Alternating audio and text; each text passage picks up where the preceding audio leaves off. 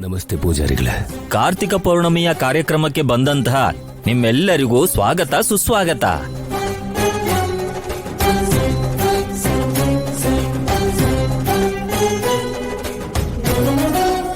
ಅಮ್ಮ ಜಾನಕಿ ಅಮ್ಮ ಅವರೇ, ನೀವು ಹೇಳ್ದ ಹಾಗೇನೆ ಅಗ್ನಿಕುಂಡ ಎಲ್ಲ ಏರ್ಪಾಡು ಮಾಡಿದ್ದೀನಮ್ಮ.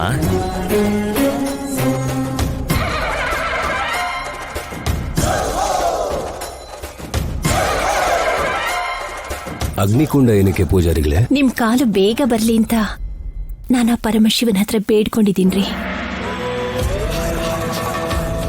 ಕೆಂಡದ ಮೇಲೆ ನಡಿಬೇಕು ಅಂತ ನಾನು ಬೇಡ್ಕೊಂಡಿದ್ದೀನಿ ರೀ. ಅದಕ್ಕೆ ಏರ್ಪಾಡು ಮಾಡಿರೋದು. ಏನ್ ಜಾನಕಿ ನೀನ್ ಮಾಡ್ತಿರೋ ಕೆಲ್ಸ? ದಯವಿಟ್ಟು ಈ ವಿಷಯದಲ್ಲಿ ಏನು ಅಡೆತಡೆ ಮಾಡಬೇಡ್ರಿ. ನೀವು ಆದಷ್ಟು ಬೇಗ ಹುಷಾರಾಗ್ಬೇಕು.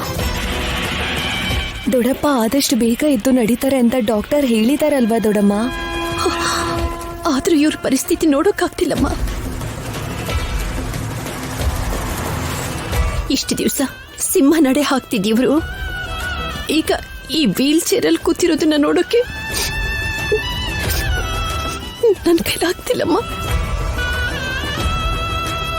ಹೌದು ಅಣ್ಣ, ನಮ್ಮೆಲ್ರಿಗೂ ಮುಂದೆ ನಿಂತು ದಾರಿ ನೀವೇ ತೋರಿಸ್ಬೇಕಲ್ವಾ?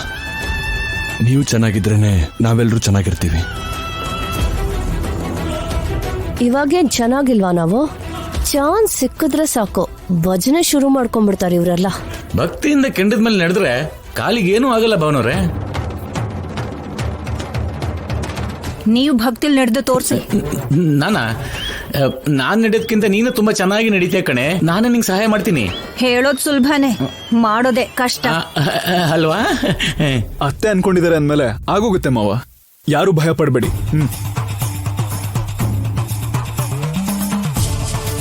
ಏನು ಅಂದ್ರೆ ಬೇಡ ಅಂತ ಹೇಳ್ಬೇಡಿ. ನಿನ್ ನಿರ್ಧಾರಕ್ಕೆ ನಾನು ಯಾವತ್ತಾದ್ರೂ ಬೇಡ ಅಂತ ಹೇಳಿದ್ದೀನ ಜಾನಕಿ? ಜಾನಕಿ ದೊಡ್ಡಮ್ಮ ಯಾಕೆ ಕೆಂಡದ ಮೇಲೆ ನಡೀತೀನಿ ಅಂತ ಹೇಳ್ತಾ ಇದ್ದಾರೆ?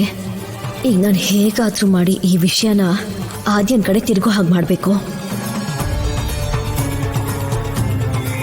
ನೀವು ಮಾಡ್ತಿರೋ ಈ ಪ್ರಯತ್ನ ಖಂಡಿತ ಫಲಿತಾಂಶ ಕೊಡುತ್ತಮ್ಮ. ಜಾನಕಿ ಅಮ್ಮನವರು ಅಂತ ಧರ್ಮಪತ್ನಿ ಪಡೆಯೋದಕ್ಕೆ ನೀವು ತುಂಬಾ ಅದೃಷ್ಟ ಮಾಡಿದ್ದೀರಿ ರಾಜಾರಾಮ್ ಅವರೇ. ನೀವಿಬ್ಬರು ಹೀಗೆ 100 ಕಾಲ ಚೆನ್ನಾಗಿ ಬಾಳಿಯಮ್ಮ. ಏನೋ ಮೌನವಾಗಿದ್ಯಾ? ಇದು ಮೌನ ಅಲ್ಲ, ಆದ್ಯನ್ನ ಇದರಲ್ಲಿ ಹೇಗೆ ಸಿಕ್ಕಾಕ್ಸೋದು ಅಂತ ಯೋಚಿಸ್ತಾ ಇದ್ದೀನಿ ಅಷ್ಟೇ.